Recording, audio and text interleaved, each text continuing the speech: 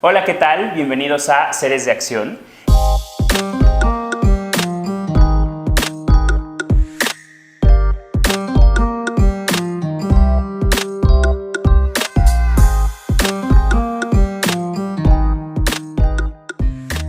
En esta ocasión nada más y nada menos que con Micaela Gramajo. Un gusto estar entrevistándote el día de hoy, Micaela. Gracias por abrirnos el espacio. Muchas gracias. Empezamos con que la persona entrevistada se denomine a sí misma con las características que cree que son las importantes, las que la describen. ¿Cómo te describes?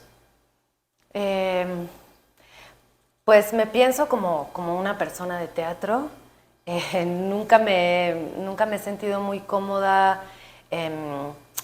como en ninguno de los cajones, digamos, del trabajo que hago. O sea, sé que lo que estoy diciendo es contradictorio, pero digamos, nunca me he sentido plenamente actriz o plenamente directora. Creo que lo que más me cuesta es nombrarme como dramaturga. Ahora he estado empezando a investigar también sobre el dramaturgismo. Entonces, como que como que, no sé, me considero una teatrera que hace distintas cosas. Y sí, no sé, como que me pasa eso. En un grupo de personas actuantes no me siento plenamente actriz. Como que en el mundo de los directores no me siento plenamente directora y todo lo demás. Como que siento que me gusta hacer teatro, que tengo preguntas sobre la teatralidad y dentro de ese universo hago lo que puedo, un poco así me nombro. Ajá. Qué interesante. ¿Te gusta hacer teatro? ¿Te gusta hacer investigación? Y surge Bola de Carne. Cuéntanos de Bola de Carne, por favor. Pues Bola de Carne es un proyecto, o sea, desde que nos conocimos Bernardo Gamboa y yo, que nos conocíamos del medio y yo había visto su trabajo en Luna Banta y me interesaba muchísimo, lo admiraba muchísimo, pero coincidimos como invitados a actriz y actor en una obra de Fernando Bonilla, en Otro Mar se llamaba, que era como una versión que hicimos de la Ilíada. Y en el proceso de trabajo de creación para esa apuesta, como que Ver y yo como que nos impactamos mutuamente en metodologías de trabajo, pero sobre todo como ese espíritu de investigar, de no resolver, y en el teatro eso pasa mucho, ¿no? Como que se trabaja para resolver. Y entonces, bueno, fue a partir de esa primera experiencia que Ver me invita a colaborar en Luna Bante. Hicimos esto en Romeo y Julieta. Y ese montaje fue, digamos que el último montaje de Luna Bante, porque también, hicimos otro montaje más, un Edipo Complejamente, que vino a ser un director de la República Checa. Pero digamos que ese fue como el parteaguas también de podernos sentar entre todos a hablar del deseo.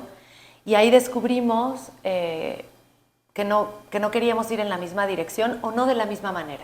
Como que Bernardo y yo en ese momento nos planteamos, queremos investigar y que esa investigación pueda o no estar conectada con un trabajo teatral específico.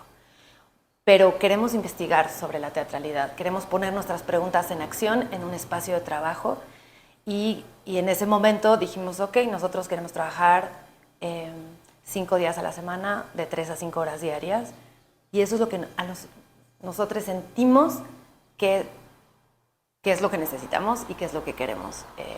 Y entonces, claro, ahí hubo bueno, sí, pero yo no, porque yo quiero esta otra cosa, yo no puedo, ¿no?, darle tanto tiempo a mi vida a algo que no me va a generar ninguna ganancia económica, pero ¿cómo si no vamos a hacer una obra? Y en fin, un poco ahí, pero también mucho por los deseos personales y las necesidades artísticas de cada quien. Ahí se hizo como una especie de desbandada de Luna Bante. Y entonces Ver y yo nos encontramos y empezamos a trabajar, todavía sin idea de a dónde íbamos, ni qué obra íbamos a hacer, ni cómo nos llamábamos. En el proceso de investigación empezamos a trabajar, porque esto pues ya era una tradición, además de Luna Bante, trabajar con textos clásicos, y entonces empezamos a trabajar con Tito Andrónico y a investigar desde allí, sobre el tema de la violencia, sobre cómo, a partir de textos de Bataille y todo, cómo la violencia es algo inherente a la humanidad y cómo podíamos hacer una especie de elogio y refutación a la violencia, metiéndonos en muchos problemas con Tito Andrónico, y entonces a partir de ahí surge la apuesta Bola de Carne, y con la apuesta Bola de Carne la compañía, ¿no? Y bueno, desde entonces trabajamos, llevamos ya muchos años trabajando con otros colaboradores, con otras personas actuantes y de otros rubros, ¿no? Del arte y de la vida, porque a veces no necesariamente colaboramos con personas del teatro. ¿Y cómo es que el público ha recibido Teatro Bola de Carne? Pues no sé si podría generalizar así como el público, porque con cada pieza las experiencias han sido muy distintas, y pues también cada persona lo vive de maneras muy distintas, ¿no? Entonces la gente de teatro pues nos conoce en principio, ¿no? Sabe quiénes somos, y entonces para esa gente pues es evidente que nuestras identidades son ficticias en este trabajo, y siempre como teatreres siento que cuando vivimos este tipo de experiencias somos muy respetuosos, ¿no? Como que no queremos meternos porque no sabemos si es nuestro entusiasmo teatreril que podría interferir en la experiencia. Y la gente que no forma parte de la comunidad teatral tiene menos pudor. Mencionabas al inicio también la parte monetaria, la parte de qué voy a hacer si no recibo dinero. ¿Cómo es que un actor o una actriz se solventa económicamente en general en la vida, sobre todo para las personas que a lo mejor no son teatreras que nos ven? Pues no quiero decir nada muy desolador, pero pues es duro, o sea, es duro dedicarse al teatro en México. A diferencia de otros países de Latinoamérica que conozco, pues todavía tenemos sistemas como el FONCA, bueno, ahora el sistema de creación ya, o sea, pero como que sí siento que, bueno, está por un lado el mundo de las becas, que cada vez es más complejo, porque cada vez somos más personas que hacemos teatro y cada vez son menos las becas y los recursos. Me ha tocado estar del lado del jurado y pues solo es doloroso, ¿no? Recibir 300 aplicaciones que son hermosas, de proyectos súper pertinentes y súper bien estructurados, y que hay 6 becas, ¿no? Por ejemplo, en el caso de jóvenes creadores, ¿no? Entonces, pues sí, o sea, esa realidad es tremenda. A mí me tocó, por ejemplo, egresar en un momento donde el programa de teatro escolar, por ejemplo, era nacional, era un programa muy vasto, y era una fuente de trabajo muy inmediata para la gente que egresaba de las escuelas de teatro, y hacías 11 o 12 funciones a la semana durante 9 meses del año. Entonces o una temporada en el IMBA era de 100 funciones, ¿no? Y pues eso obviamente ya no es así. Ahora si tienes una temporada de 12 ya es un privilegio brutal, ¿no? Porque pues no se dan abasto las instituciones, ya no hay presupuesto. Económicamente a mí me preocupa mucho, sé que esta no era la pregunta, pero me preocupa mucho EFI y cómo se ha perfilado EFI Artes y EFI Teatro específicamente, y lo que eso como modelo de producción le está haciendo al teatro en términos artísticos. A mí me parece que deberíamos estar muy preocupados, ¿no? Porque ese modelo de producción está determinando también los objetos artísticos, y entonces yo creo que deberíamos estar preocupados. Además del problema que implica que como artistas tengamos que nosotros estar vinculados con empresas, en vez de que Hacienda recaudara el dinero que va a dar a EFI, se lo dé al IMBA y el IMBA lo reparta, ¿no? Que tú tengas que ir a tocar la puerta a una empresa, que la empresa se confunda pensando que es productora, o que te pida presencia de marca, o que de qué se va a tratar tu obra, o si va a haber alguien famoso en el elenco, en fin, ¿no? Y después que tú tienes que tener totalmente diseñado en qué te vas a gastar hasta el último centavo en un tornillo, entonces no puedes investigar absolutamente nada. Es un momento difícil. Las personas de teatro que yo conozco hacemos un poco de todo, ¿no? O sea, tenemos momentos donde damos clases, ya sea de manera institucional o de manera privada,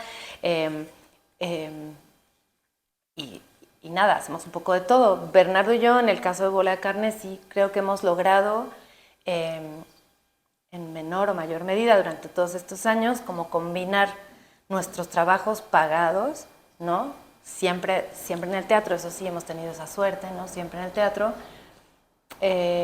para poder dedicarle las horas que necesitamos dedicarle a nuestro proyecto de investigación y de entrenamiento actoral o teatral, porque también investigamos desde la dirección y desde la dramaturgia, y poder tener otros trabajos que nos lo permitan. Pero es una decisión de vida, ¿no? Porque pues es complicado, ¿no? Yo en ese momento pues tengo una situación de mucho privilegio porque tengo la beca, tengo el Sistema Nacional de Creadores de Arte y pues nada, muy impresionada y muy consciente de ese privilegio, ¿no? Porque pues es una beca de 3 años que te permite generar como... Siento que más allá de la complicación de las puestas en escena y que como la pregunta de ¿para qué es este ingreso? ¿Es para sobrevivir o lo tengo que usar para hacer mi obra o tengo que generar otros recursos, lo que sea? Pero es una tranquilidad en un momento de tanta precarización para poder dedicarte a lo que te dedicas, ¿no? Entonces, bueno, yo tengo esa situación ahora y pues la agradezco profundamente. Qué padre. Tu madre. Quisiera hablar de tu madre. Quisiera hablar de cómo influye en ti, Micaela. Pues bueno, mi mamá obviamente sigue siendo para mí una influencia muy grande, muy fuerte. Pues mi grupo de teatro para niñas se llama Proyecto Perla porque es un homenaje para ella, pero también para Daniela y para mí como una responsabilidad, ¿no? Como una especie de responsabilidad política y creativa de cómo encarar el teatro para la niñez, para las niñeces. Mi mamá fue una influencia siempre, ella me llevó al teatro toda la vida, ¿no? Y además ella tuve la suerte de que escogiera también trabajos a los que llevarme que marcaron mi vida, ¿no? Como Cartas al artista adolescente, como Cuarteto, como la obra que te contaba, la primera obra que vi de Luna Vante, El Mercader de Venecia. En fin, como que, bueno, pues ella fue mi maestra de teatro desde que yo era muy chica, porque además ella siempre dio clases de teatro y de expresión corporal en todas las escuelas en las que mi hermano y yo estudiamos. Entonces, pues sí, ella fue mi maestra y después mi colega, porque tuve la suerte de trabajar mucho con ella. Y pues para mí es muy loco porque pues mi mamá ya murió hace 14 años. Pero mi diálogo teatral con ella continúa. Y eso para mí es muy hermoso. Digo, yo no tengo mucho pensamiento mágico, la verdad, ni religioso, pero sí que muchas veces digo, a ver, ¿qué pensaría mi mamá? Por ejemplo, de lo que hago en Bola de Carne, que es una teatralidad súper lejana con la que ella trabajó, ¿no? Como que yo en Proyecto Perla sí siento muchas conexiones con su trabajo, con su pensamiento, y en Bola de Carne no. Entonces, pero todo el tiempo imagino qué pensaría ella, cómo viviría ella, de qué cosas hablaríamos, ¿no? Y mi mamá como que nunca tuvo con mi teatro, con el teatro que yo hice, que a ella le tocó ver, nunca fue condescendiente, nunca fue una mamá que solo me felicitaba y me decía qué hermoso, ¿no? Siempre me felicitaba, siempre me protegía, digamos, con mucho amor y afecto, pero después teníamos sesiones de trabajo donde me decía, a ver, vamos a trabajar con esto, ¿no? Desde ese lugar muy horizontal de colegas y todo, ¿no? Entonces, como que a mí es una cosa que me quedó. Todas sus impresiones, digamos, y pensamientos sobre el teatro como que me acompañan, me guían, y yo a veces peleo con ella, discuto con ella, a veces, sí, todo el tiempo imagino, ¿no? ¿Qué diría Perla? Qué bonito. Y para ir cerrando, porque siempre se nos acaba el tiempo, las charlas con los creadores escénicos son bien interesantes. ¿Cómo es que sigues sus pasos a lo mejor, o tú los tuyos, en esta parte de la dramaturgia, en esta parte de la educación, de la docencia? Pues, o sea, por un lado, a veces siento que tengo como pues sí me siento muy responsable, ¿no? Aunque en realidad creo que nadie debería sentirse responsable del legado de otra persona, pero yo me siento responsable. Mi mamá fue una persona muy querida, muy amada en el medio teatral y aparte viajó mucho haciendo asesorías, clases, entonces es muy querida también en toda la República, ¿no?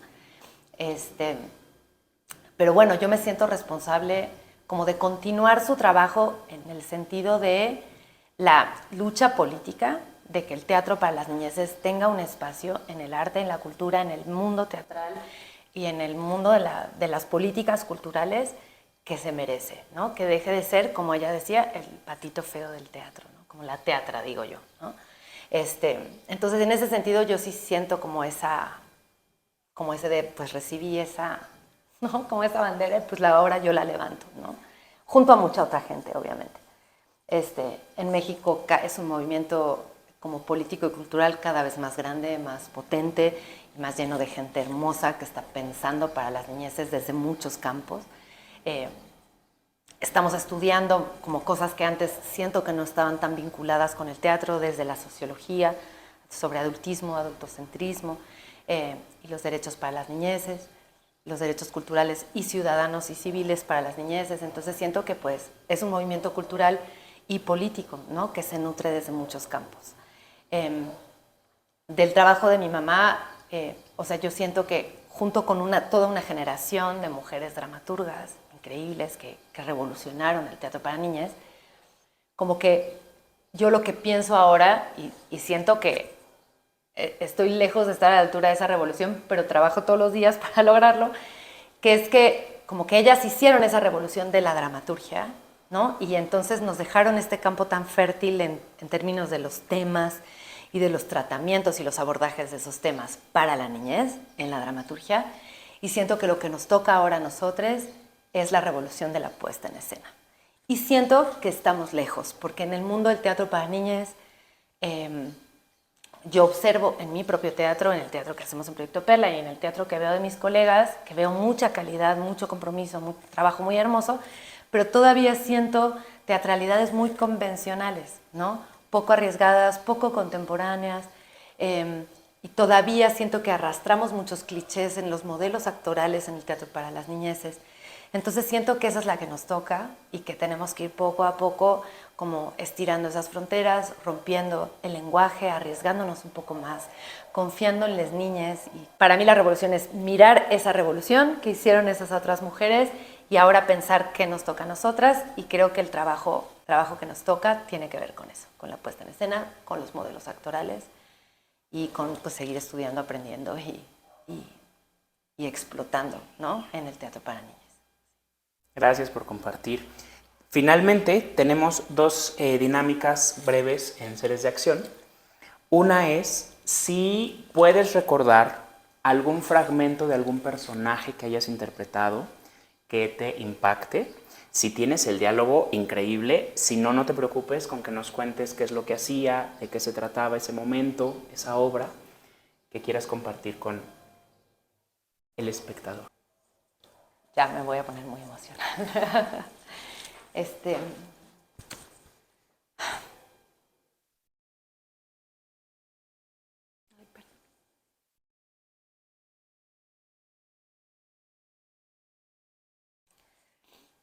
Me cuesta hablar quizás de algo del pasado. Creo que siempre tengo vínculos emocionales muy fuertes con los personajes que hago. En este momento me encuentro muy, muy atravesada por Marta, esta identidad ficticia que estoy haciendo en Morbo. Y además es un lugar en el que ni siquiera podría nombrar como cuáles son como los ganchos emocionales o cómo se construyen, ¿no? Es un trabajo que todavía, o sea, está en proceso y en el cual tengo como mucha reflexión que hacer y mucho trabajo como de hacer como un desgranado técnico de qué es lo que me pasa allí, de cómo puede ser que recuerdos que no son míos me hagan esto que me hacen, ¿no? Como toda como una experiencia de vida de una otredad, ¿no? Que se mete como una especie de posesión, no sé cómo explicarlo. Sí, hay algo como absolutamente esquemático, técnico, como organizar técnicamente lo que yo hago, ¿no? No como una verdad absoluta, sino como esto es lo que yo hago y lo puedo organizar de esta manera. Pero también hay otro lugar que es apasionante, que es el misterio absoluto, que es como la fuerza de lo ingobernable, ¿no? Y que pues eso es lo que me resulta tan apasionante del trabajo actoral, ¿no? Y entonces, bueno, ahora estoy como en este cruce brutal, porque como es algo que, como te decía, empieza a operar en la realidad, pues no hay autonomía, como que en todos los trabajos previos que yo he hecho, en la mayoría está Micaela y está el personaje. Pero en este caso no. En este caso están Micaela y Marta están así, ¿no? O a veces están así. Sí, creo que en ese sentido, pues esto está siendo para mí una revolución actoral muy, muy fuerte. Muchas gracias por compartir. Y la segunda y última dinámica, nuestra persona entrevistada anterior, le pedimos que le deseara a nuestra entrevistada del día de hoy, que no sabía quién era, algo que le llegue como proyecto escénico. Puede ser un personaje o solamente una obra. Ajá. Por favor, si la compartes con el espectador. Te deseo que llegue el personaje que te está buscando. Adrián Alarcón. Pues bueno, yo creo que ya me llegó.